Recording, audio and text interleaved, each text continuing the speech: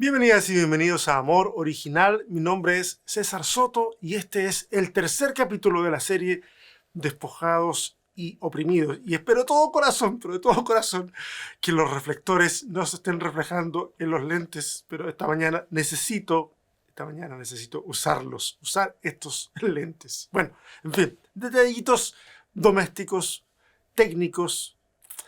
Y tal vez para alguien pueden ser insignificantes, pero yo sé que hay personas que les molesta estar viendo a alguien y ver que algo se refleja en los lentes. Bueno, voy a tener que lidiar con eso esta mañana.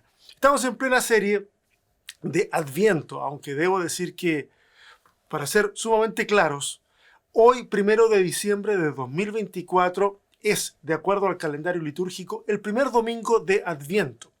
Y ustedes saben que en Amor Original intentamos seguir el ritmo que nos propone el calendario litúrgico, pero muy a nuestro estilo. Así que con mucha libertad creativa, por así decirlo. Es por eso que nuestra serie de Adviento comenzó ya hace 2 semanas. En esta serie hemos explorado ya 2 temas importantes. Hemos hablado acerca de la esperanza mesiánica y hemos hablado de un personaje que es Juan el Bautista. Es decir, hemos visto cómo es que la idea de esperar al Mesías se desarrolla en medio de la historia turbulenta de Judá, y vimos la inmensa importancia que un profeta del margen como Juan el Bautista tuvo para Judea, para Jerusalén, para Herodes, incluso para Jesús. Y créanme cuando les digo esto, ninguno de los temas que ya vimos está pero ni por cerca de llegar a quedar agotado, para nada.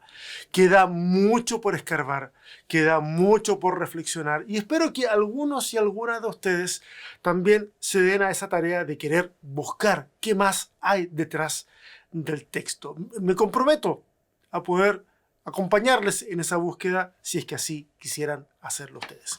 Hoy hablaremos de otro personaje importante en esta historia de salvación. A esta entrega le he llamado olvidado.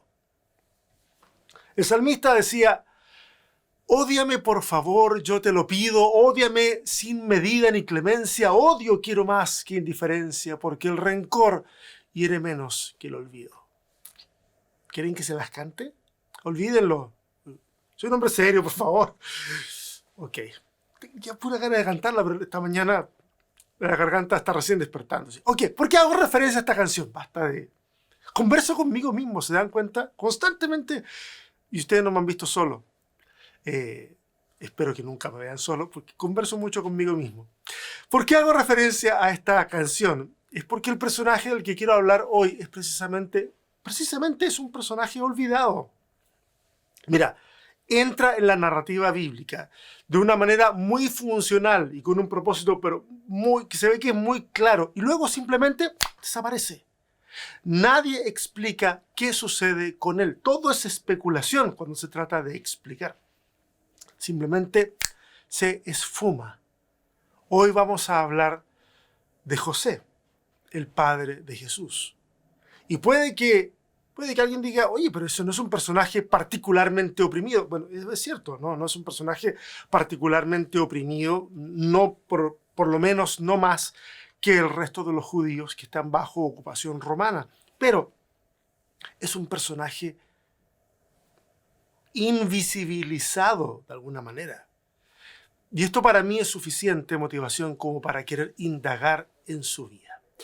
La entrega de hoy va a requerir algo de flexibilidad de parte de ustedes para considerar una propuesta que quiero hacerles, así que yo entenderé perfectamente si alguna de ustedes se resiste a verlo de la forma en que hoy se los quiero compartir. ¿Ok? Advertencias siempre son útiles cuando alguien empezó a ver un video, porque puede decidir ahora: ok, no lo quiero ver. Y está perfecto, está muy bien. Primero, veamos qué nos dicen las primeras fuentes escritas que tenemos en el cristianismo. ¿Qué nos dicen de José esas primeras fuentes? ¿Cuáles son esas primeras fuentes? Bueno, estoy hablando en primer lugar de las cartas auténticas de Pablo y estoy hablando del Evangelio de Marcos. Ok, ¿qué nos dicen estas fuentes sobre la vida de José? Si vamos a las cartas auténticas de Pablo, solamente encontraremos referencias al ministerio de Jesús. Y hay una referencia, al menos que encontré yo, al nacimiento de Jesús, que está ahí en Gálatas. Pero al llegar el momento cumbre de la historia, Dios envió a su Hijo, nacido de mujer, nacido bajo el régimen de la ley. Y eso es todo. Pablo no menciona a José. Y cuando habla de la madre de Jesús, de María, bueno, ni siquiera menciona su nombre, simplemente nacido de mujer. Pablo parece desconocer todos los detalles relacionados con el nacimiento de Jesús. ¿Por qué no lo sabe? ¿Es simple y llana ignorancia? ¿Es que acaso esta tradición aún no se desarrolla? Da para pensar. Y cuando hablamos de las cartas de Pablo, estamos hablando de la década del 50, principios de los 60 del siglo I. Bueno, luego nos saltamos al primero de los evangelios, a Marcos. ¿Qué nos dice Marcos sobre José? Ya es uno de los evangelios, debiera decirnos algo. Bueno, una vez más, el texto guarda absoluto silencio. El relato de Marcos comienza con el anuncio de Juan el Bautista que vimos la semana pasada y de ahí en más nunca menciona detalle alguno sobre las circunstancias del nacimiento de Jesús, ni tampoco sobre José. Vamos a encontrar lugares en donde se habla de María y de los hermanos de Jesús, pero José, el padre de Jesús, está totalmente ausente de estas narraciones. Y acá ya estamos en la década de los 70, al menos 40 años después del ministerio de Jesús. Interesante. Por favor, vayan considerando cómo es que pasa el tiempo y ciertos personajes no aparecen. Cuando llegamos al Evangelio de Mateo, un evangelio, escúchame bien, un evangelio que por sus numerosas referencias a la Biblia hebrea y los paralelismos constantes que hace entre Moisés y Jesús, porque va a presentar a Jesús como el nuevo Moisés. Bueno, este texto parece estar destinado a ser leído por una audiencia que tiene fuertes raíces judías. La persona de José en esta narrativa aquí aparece. Pero lo hace como una estrella fugaz. La ves, brilla con intensidad y desaparece. Y asimismo ocurre con José. Entra en escena, adquiere un protagonismo, pero enorme, y de repente ya no se habla más de él. ¿Qué sucede entonces acá? ¿Se lo han preguntado alguna vez? Pues bien, yo creo que en Mateo, y por aquí ya empieza un poquitito lo que quería decirles, yo creo que Mateo, al ser un evangelio que va dirigido a una audiencia judía, está usando con mayor intención las técnicas literarias del judaísmo para comunicar un mensaje específico que tal vez nosotros, lectores occidentales, no vemos con absoluta claridad. No debemos olvidar que la Biblia, en particular la Biblia hebrea o Antiguo Testamento, es un texto judío. Y los judíos tenían una maestría muy especial a la hora de narrar su historia. El uso del símbolo, de la metáfora, los nombres de los personajes específicos pensados para esas historias, dramatizaciones, etc. Todo utilizado para transmitir un mensaje y hacerlo de manera tal que la gente deseara escucharlo. Y no solo deseara escucharlo, sino que también quisiera transmitirlo. También quisiera decírselo a otras personas. Pero la influencia judía, y esto es muy lamentable, la influencia judía en el cristianismo duró poco tiempo. Para mediados del siglo II de nuestra era, prácticamente ya no habían judíos en las comunidades cristianas. Por lo tanto, los textos que los judíos sabían leer de manera simbólica, metafórica, el subtexto que podían ver detrás de lo que estaba ahí escrito, bueno, los cristianos comenzaron a leerlos de manera absolutamente literalista. Y cuando les parecía que el texto y el sentido al que habían arribado algunos de los textos no era tal vez lo suficientemente interesante, bueno, algunos se atrevieron a leerlos de manera alegórica, pero rara vez rescatando el simbolismo propio de la mente hebrea. Sin judíos en las comunidades, las sutilezas de los textos se pasaron por alto. El literalismo se instala en la iglesia y hasta el día de hoy eso sigue siendo un problema del que nos cuesta horrores deshacernos. Pero bueno, yo les dije que tenía una propuesta de lectura sobre José, que esta podía resultar algo complicada de digerir. Ahí les va. Si consideramos que los escritos más tempranos del cristianismo, ya vimos las cartas de Pablo y Marcos, son absolutamente silentes sobre la persona de José. Y considerando que Mateo, el primer libro en donde aparece la persona de José, es un texto pensado en audiencias judías, y si le sumamos que a los judíos les gusta explorar y explotar los significados simbólicos en sus textos, bueno, agarra todo eso, con todo eso en mente, considera la siguiente idea. No te pido que la aceptes, solo que la consideres. ¿No será acaso que José funciona mejor en esta narrativa como un personaje literario más que como alguien que en efecto se llamó así? Considéralo. En este espacio yo les he hablado en numerosas ocasiones sobre cómo los relatos se nutren del significado de los nombres a fin de aportar dramatismo a la historia. Por ejemplo, hemos hablado y hablé en algún momento de un personaje con el que se encuentra David, que se llama Nabal. Y a nosotros no nos dice nada, leemos Nabal.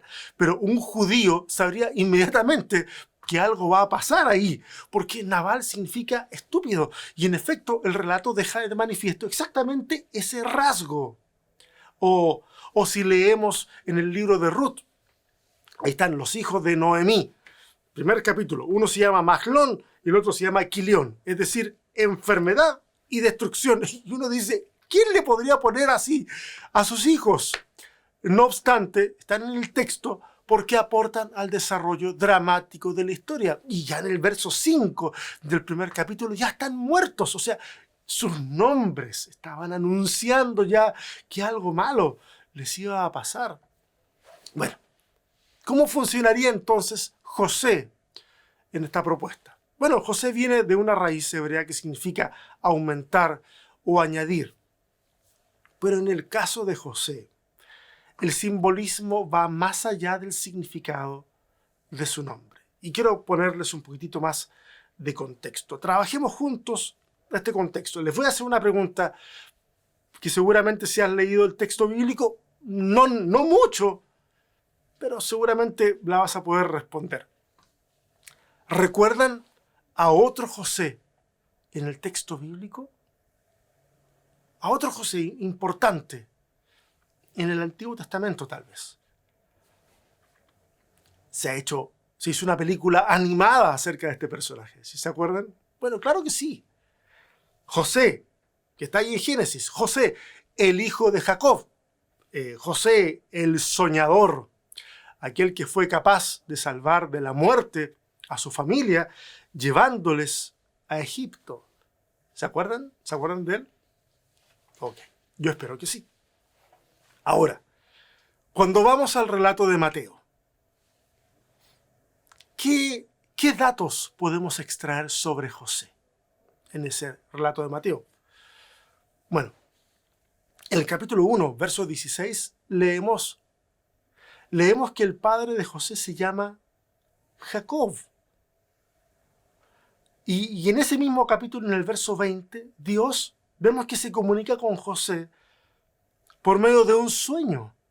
Y no solamente ahí. En el siguiente capítulo, en el capítulo 2, verso 13, Dios vuelve a hablarle por medio de un sueño. Y en el verso 19, Dios vuelve a hablarle por medio de un sueño. Y en el verso 22, una vez más, Dios le habla por medio de un sueño. Este José es un soñador. Y vemos también que una de las acciones que realiza José es llevar a su familia a Egipto para salvarles de la muerte frente a la inminente matanza de Herodes. ¿Ven a lo que me refiero? ¿Ven que son exactamente los mismos datos que podemos extraer también del José de Génesis? Ese tipo de similitudes no quedan en el texto bíblico por casualidad, sino que están ahí con absoluta intencionalidad. Y si los lectores del Evangelio de Mateo corresponden a una comunidad eminentemente judía, entonces ellos y ellas habrían entendido la referencia así, de manera automática. Pero la pregunta debe ir más allá. O sea, creo yo que la pregunta va más allá. Digo, muy bonito que el José del Antiguo Testamento tenga su equivalente en el Nuevo Testamento. Estéticamente está muy bueno. Pero eso, ¿en qué aporta la narrativa? ¿Cuál es la idea de hacer este espejo en la narración? Evidentemente, acá debe haber una intención teológica. Síganme, por favor, en lo que quiero intentar explicar. Hay un tema que es complejo en el Antiguo Testamento y es el tema de las tribus de Israel. Hoy día no me voy a hacer cargo específicamente de ese tema, porque requeriría bastante tiempo, pero un par de trazos aquí. Me refiero a que existen distintos conteos. Cualquier persona uno le dice, ¿cuántas son las tribus de Israel? 12, las tribus de Israel son 12. Y usualmente le preguntamos a alguien, ¿de dónde deriva? De los hijos de Jacob. Ok, no está tan fácil. Existen distintos conteos de las tribus en distintas partes del texto bíblico. Las listas no siempre son las mismas, ni en cantidad de tribus, ni en los nombres de las tribus. Algunas tribus aparecen, otras desaparecen, e incluso otras son absorbidas o creemos que han sido absorbidas. En el caso de José, hijo de Jacob, el patriarca, bueno, a él le correspondería una tribu, pero no tiene tribu, no recibe tierras en Canaán. José, per se, no se constituye como una tribu, pero sí sus hijos, Efraín y Manasés. Ellos sí lo hacen. Es más, la tribu de Efraín se fortalece tanto, pero tanto, que cuando en el texto la monarquía se divide, y se divide Judá y el reino del norte, ese reino del norte en el texto va a recibir dos designaciones. Se le va a llamar en algunos momentos Israel y en otros momentos los autores le van a llamar Efraín. Cualquier concordancia en línea les va a dar cuenta de eso y pueden hacer su investigación.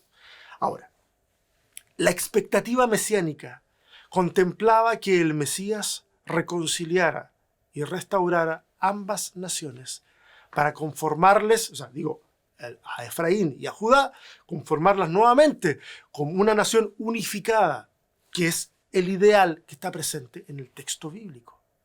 Las referencias de esa reconciliación esperada son abundantes en la literatura de los profetas, pero me voy a permitir compartirles solo dos referencias para que ustedes puedan escuchar esta mañana.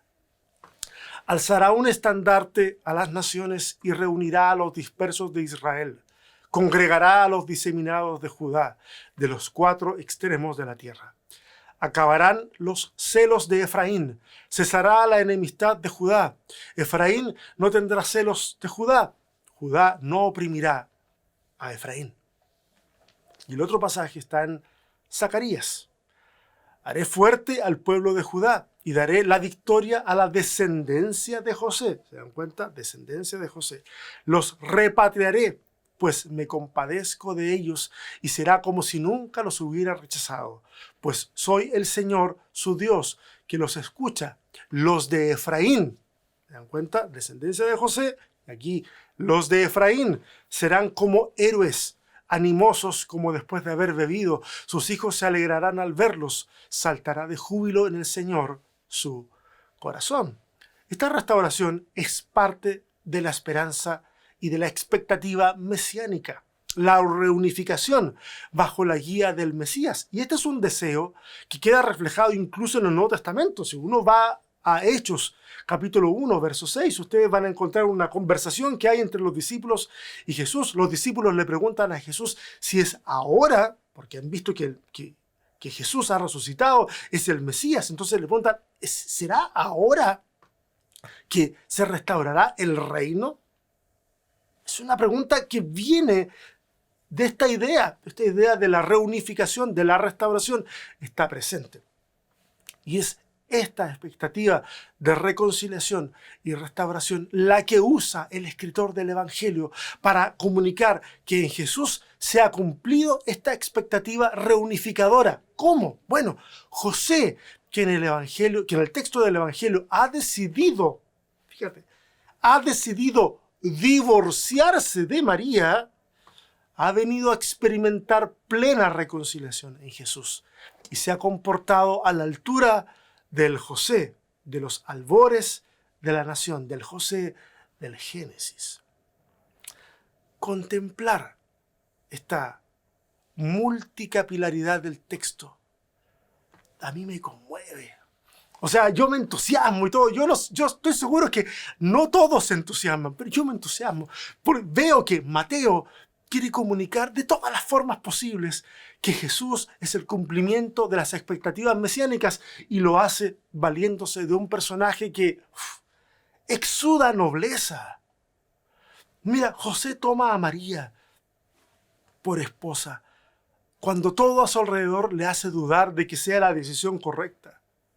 Es capaz de proveer la seguridad a su familia a expensas de dejar su propia tierra.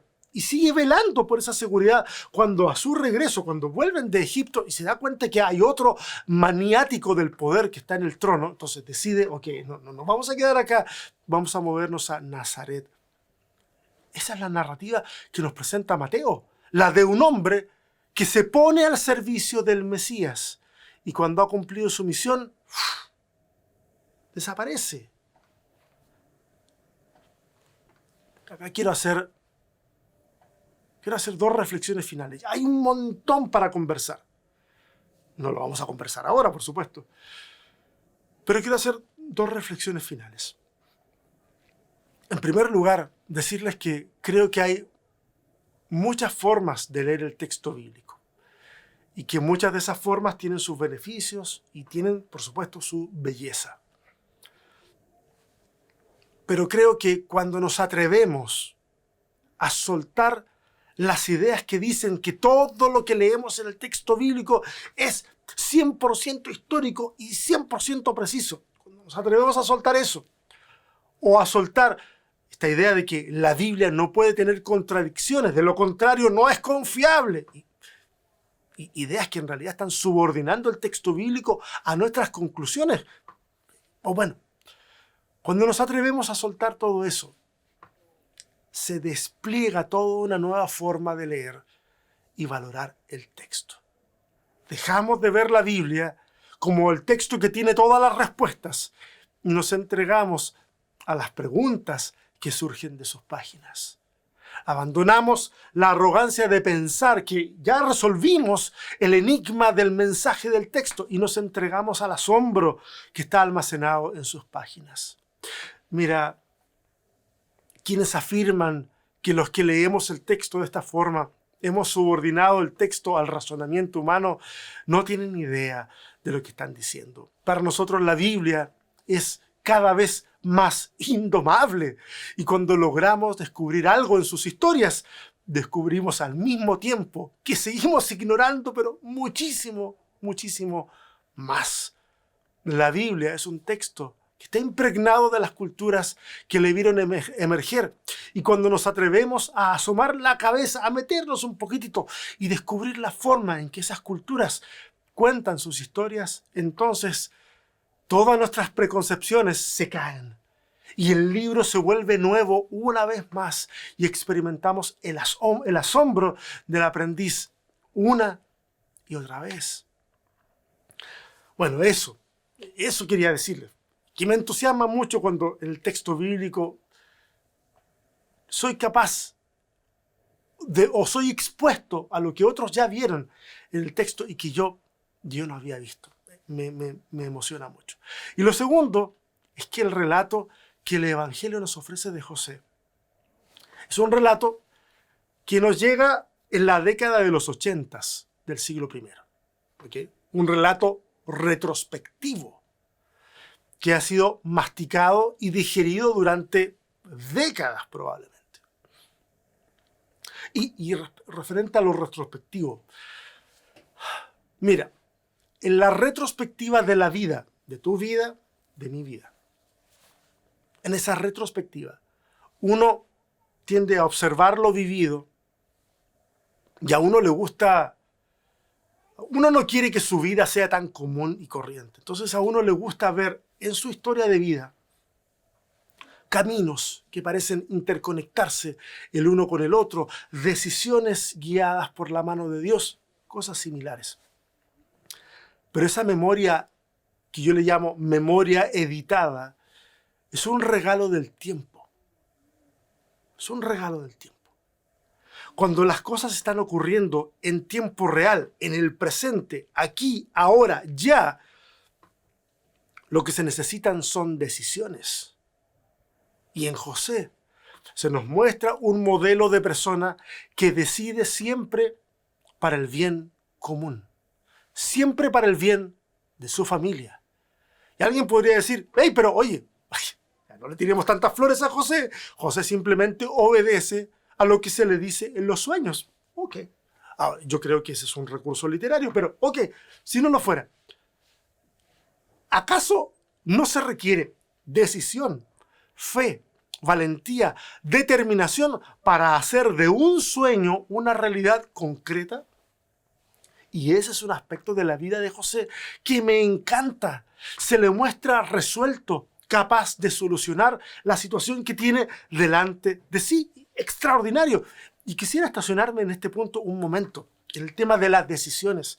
Y quisiera preguntarte, o preguntarnos, ¿cómo nos va con la toma de decisiones? ¿Cómo nos va con aquello que está demandando nuestra atención hace ya bastante tiempo, pero que aún no hemos seguido esa decisión con una acción concreta? ¿Cómo nos va con la toma de decisiones? Mira, algunos de nosotros, yo por supuesto, lidiamos con esto o peleamos con esto de la procrastinación, con la dilatación de acciones y de decisiones. Y si es tu caso, entonces, por favor, pide ayuda. ¿Sabes por qué? Porque las cosas se van a seguir moviendo aunque tú no te muevas. Las cosas que están por pasar van a pasar. Y si no haces algo al respecto, te van a pasar por encima. A veces logramos tener una visión de lo que viene.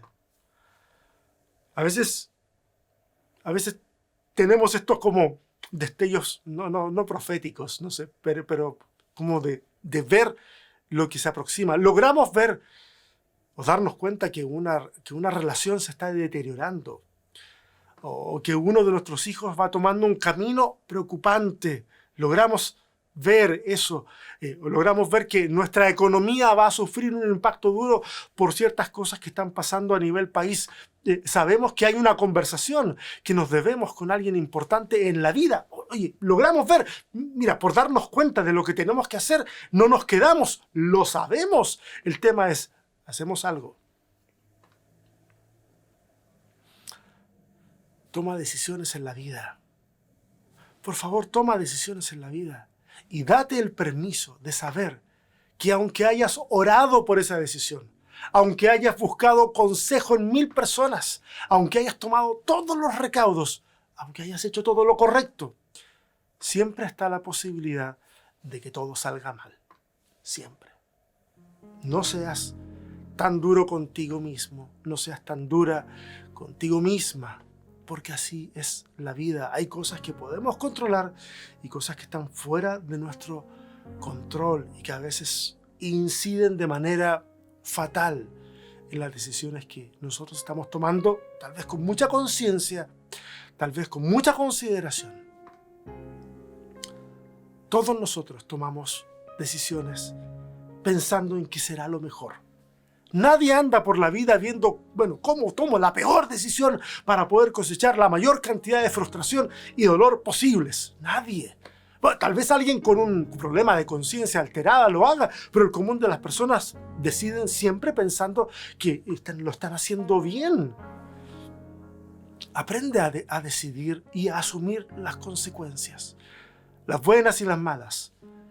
Aprende a pedir perdón si es que te equivocas y a hacerte cargo del daño colateral que una decisión, a lo mejor una decisión bien intencionada, pudo haber provocado. Hazte cargo, asume responsabilidad. Pero, por favor, decide. Hazlo con responsabilidad. Hazlo pensando en el bien mayor. Hazlo en la medida de lo posible, por supuesto, involucrando a todas las personas que puedan resultar afectadas. Pero, por favor, decide. Sobreponte al miedo que emerge aquí en la mente cuando las opciones están sobre la mesa. De repente nos desesperamos porque vemos de que hay opciones y hay que decidir y no sabemos qué hacer, al punto que a veces le pedimos a otra persona que decida por nosotros. No, anda, decide. Controla tu desesperación y decide. Haz esa llamada pendiente que tienes que hacer, que tú sabes que tienes que hacer. Abre ese correo que recibiste hace semanas y que te provoca estrés de solo verlo en tu bandeja de entrada. Ábrelo de una vez por todas. Lo que se te tenía que decir está dicho y está ahí. Ábrelo. Libera tu mente de ese pendiente. Libera tu mente para poder enfocarte en lo que viene y hacerlo con la menor cantidad de cargas sobre la espalda. Es importante que podamos ser capaces de decidir y decidir por el bien común. Hoy, que estamos llegando al final de este encuentro, yo quiero dedicar la reunión a la memoria de Noé, la esposa de nuestro amigo David Polinesi, madre de Astor y madre también de Paz.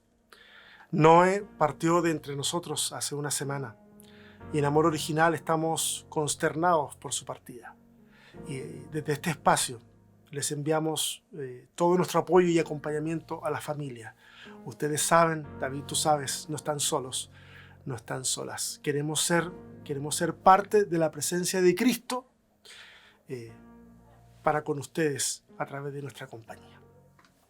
Familia de Amor Original, procuremos ser una buena noticia para alguien hoy. Y por favor, si hay decisiones que sabes que debes tomar, junta valor, junta determinación y hazlo. Nos estamos viendo. Que el Señor les bendiga.